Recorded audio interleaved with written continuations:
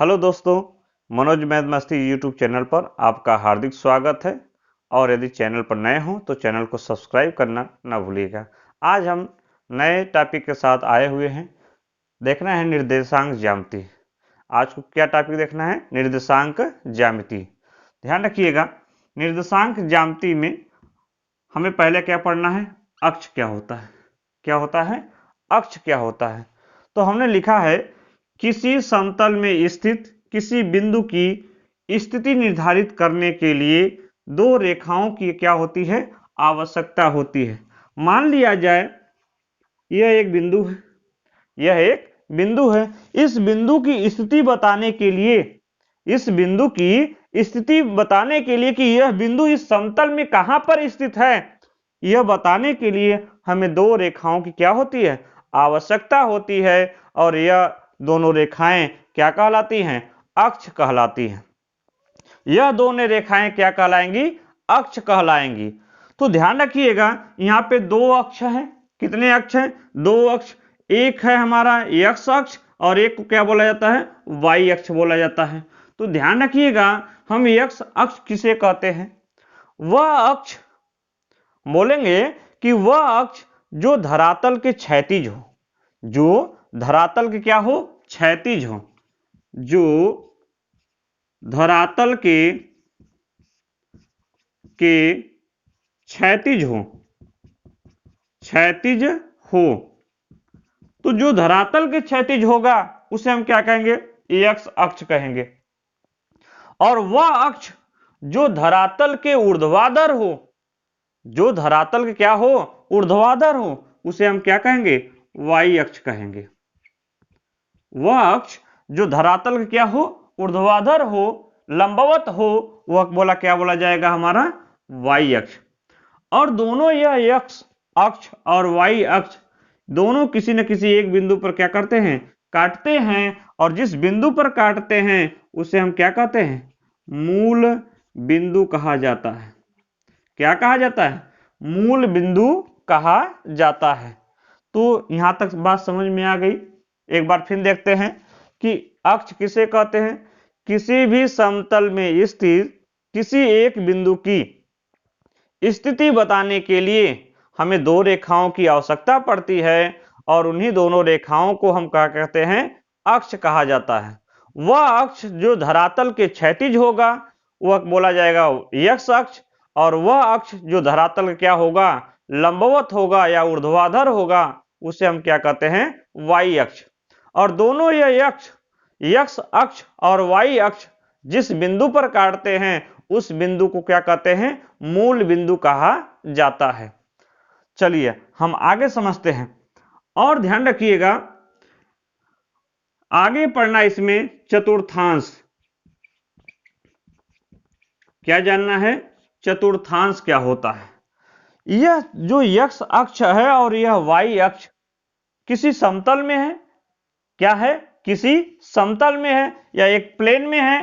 तो यह प्लेन को, यह अक्ष एक्स अक्ष और वाई अक्ष दो, यह अक्ष दो अक्ष हैं और दोनों अक्ष मिलकर किसी प्लेन को चार भागों में विभक्त करते हैं। कितने भागों में?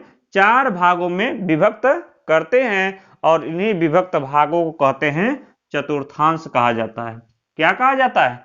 चतुर्थांश कहा जाता है। यानी दोनों अक्षों द्वारा, एक्स अक्ष और वाई अक्ष द्वारा किसी समतल को चार भागों में विभाजित किया जाता है। और यही विभक्त हुआ भाग क्या कहलाता है? चतुर्थांश कहलाता है। तो चतुर्थांश देख रहे हैं कि एक भाग, दो भाग, तीन भाग, चार भाग। तो कितने भाग हो गए? चार भाग हो गए। और इन्हीं चारों भागों को क्या कहते हैं? चतुर्थांश कहते हैं। मान लिया जाए कि यह पहला भाग है, तो यह हो जाएगा प्रथम चतुर्थांश। चतुर्थांश हो जाएगा। क्या बोला जाएगा? प्रथम। यह क्या बोला जाएगा? द्वितीय चतुर्थांश। यह क्या बोला जाएगा? तृतीय चतुर्थांश। यह क्या बोला जाएगा? चतुर्थ चतुर्थांश। तो यक्स, यह वाला कॉलम प्रथम चतुर्थांश, यह वाला कॉलम द्वितीय चतुर्थांश और यह वाला कॉलम तृतीय चतुर्थांश और यह वाला चतुर्थ चतुर्थांश।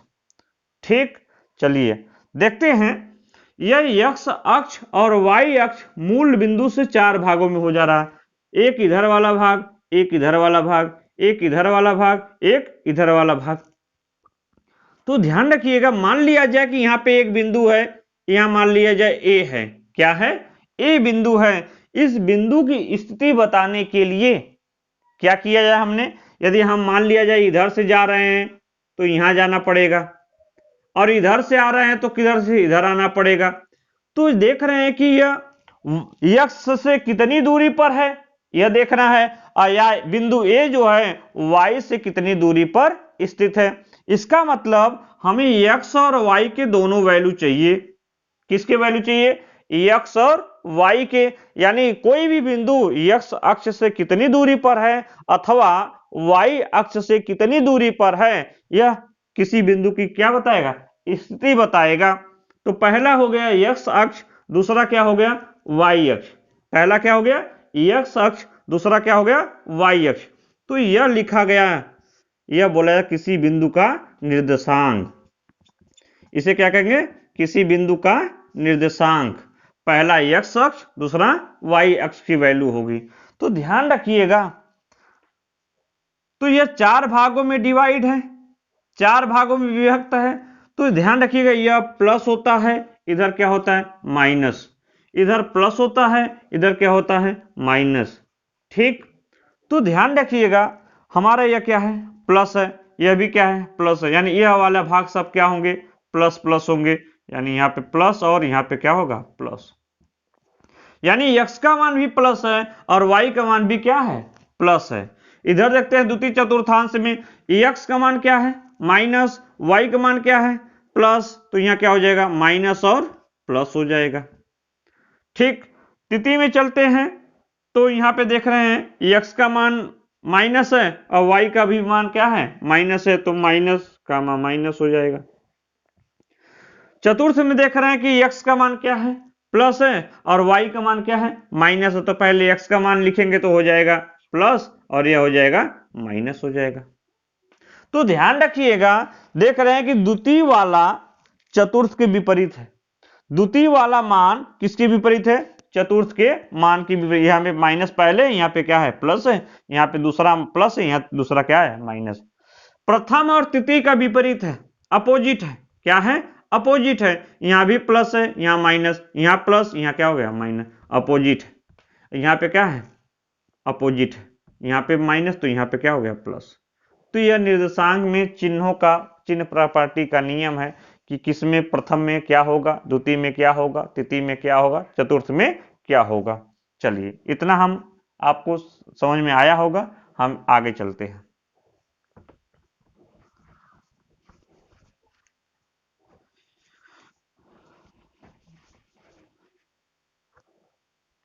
ध्यान रखिएगा, मान लिया जाए तो हम इसको कैसे लिखेंगे भाई, लिखेंगे प्रथम चतुर्थांश में,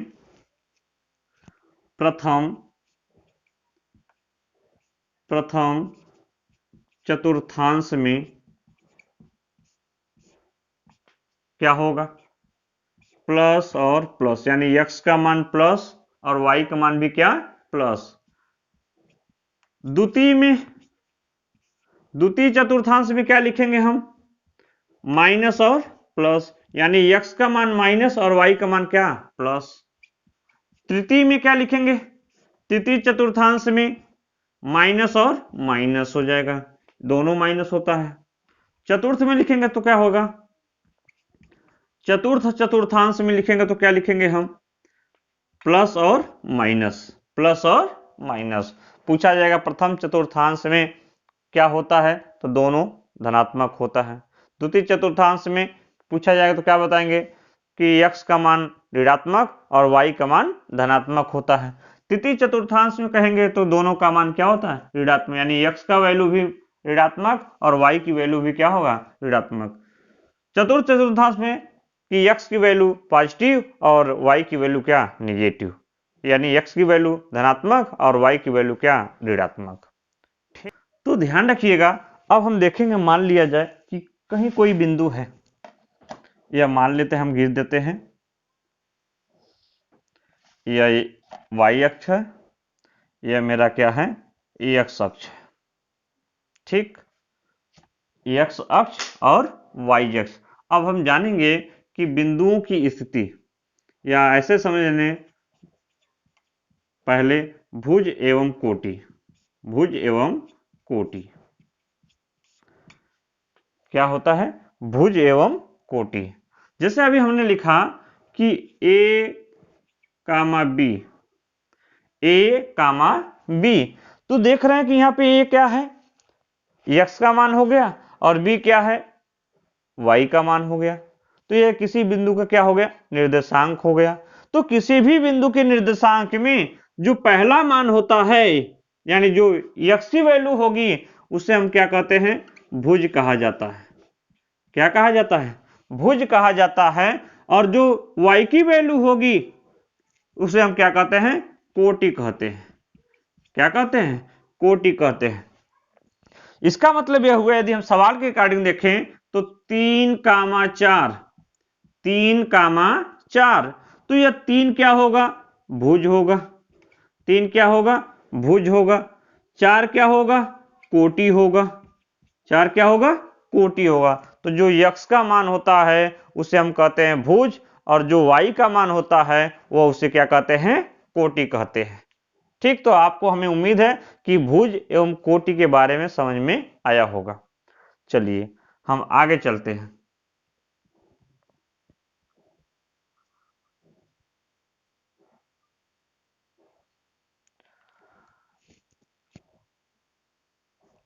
मान लिया जाए कि यहां पर मान लीजिए कोई एक बिंदु है, यहां पर मान लीजिए कोई दूसरा बिंदु है। यह हो जाएगा आपका ए, यह हो जाएगा मान लीजिए बी। इन दोनों बिंदुओं का मध्य बिंदु कैसे निकालेंगे, इन दोनों बिंदुओं क्या निकालना है, मध्य बिंदु। दो बिंदुओं का मध्य बिंदु, या दो बिंदुओं को मिलाने वाली, ऐसे लिख सकते हैं हम कि दो बिंदुओं को मिलाने वाली रेखा का मध्य बिंदु। क्या, मिलाने वाली रेखा का मध्य बिंदु निकालना है। तो समझिएगा, यह पे है, मान लेते हैं। ठीक, यहां पे मान लिया जाए इसका मध्य बिंदु है, मान लेते हैं पी है। क्या है, पी है। तो देख रहे हैं कि ए और बी को मिलाने वाली एक रेखा है जिसका मध्य बिंदु क्या है, पी है। तो हमने लिखा है कि दो बिंदुओं को मिलाने वाली रेखा का क्या निकालना है, मध्य बिंदु निकालना है। तो ध्यान रखिएगा, मध्य बिंदु निकालने का फार्मूला होता है x बराबर x1 प्लस x2 बटा 2। यानी दोनों कोऑर्डिनेटों का, यदि हम इसका कोऑर्डिनेट मान लें x1, x2 और y2, और यहां मान लें x1 और y1, दो कोऑर्डिनेट है। x1 और y1, दूसरा है x2 और y2 है। दोनों का मध्य बिंदु क्या है, बिंदु P है। तो इसका मान लेते हैं कोऑर्डिनेट x और y है। तो इसका मध्य बिंदु का निर्देशांक क्या आएगा, तो x बराबर होता है x1 प्लस x2 बटा 2, और y बराबर होता है y1 प्लस y2 बटा कितना होगा, 2 होगा। तो यह मध्य बिंदु निकालने का क्या है, फार्मूला है। मध्य बिंदु निकालने का क्या है, सूत्र है कि दोनों का भुज जोड़कर 2 से भाग लगा लीजिए, और दोनों का कोटि जोड़कर 2 से भाग लगा लीजिएगा। वह हमारा क्या आएगा, जो निर्देशांक बनेगा वह किसी भी दो बिंदुओं के मिलाने वाली रेखा क्या आ जाएगा, मध्य बिंदु ज्ञात हो जाएगा। ठीक, तो आपको यह मध्य बिंदु को बात समझ में आई होगी कि मध्य बिंदु कैसे निकाला जाता है। जैसे मान लेते हैं कि एग्जाम्पल हम ले लेते हैं। जैसे इसका मान लीजिए कोऑर्डिनेट कुछ मान लिया जाए 3, 4 है। क्या है, 3, 4 है। इसका मान लेते हैं 4 और 2 है। 4 और 2 है। तो इसका बिंदु P का कोऑर्डिनेट क्या आएगा, बिंदु P का कोऑर्डिनेट क्या आएगा, तो लिखेंगे x बराबर, क्या लिखेंगे, x बराबर लिखेंगे x1, यानी यह हो जाएगा x1, ये हो जाएगा y1, और हो जाएगा x2, और ये हो जाएगा y2 हो जाएगा। तो दोनों को देखिएगा, x1 की वैल्यू कितना है, 3 है, लिखेंगे 3 धन x2 की वैल्यू कितना है 4 बटा कितना 2, 4 3 7, 7 बटा कितना आ जाएगा 2 आ जाएगा। इसी प्रकार y की वैल्यू निकालेंगे तो y की वैल्यू y का मान क्या हो गया 4, y1 का मान 4, y2 का मान कितना 2 बटा कितना 2, यानी कितना हो जाएगा 3 हो जाएगा। अतः बिंदु P का जो निर्देशांक होगा वह कितना होगा 7/2 एवं 3 होगा, यानी P का निर्देशांक क्या हो जाएगा 7/2 और 3 होगा।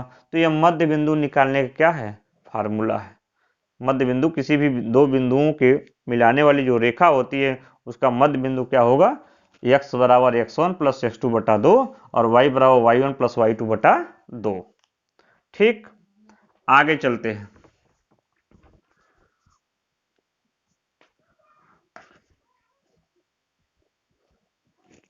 मान लिया जाए कि यह बिंदु यह A है, यह बिंदु क्या है B है, दोनों को मिलाते हैं, दोनों को क्या कर दिया हमने मिला दिया।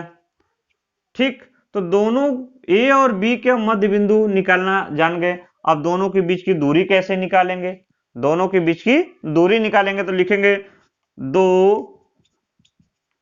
बिंदुओं के बीच की दूरी, क्या निकालेंगे दो बिंदुओं के बीच की दूरी निकालेंगे।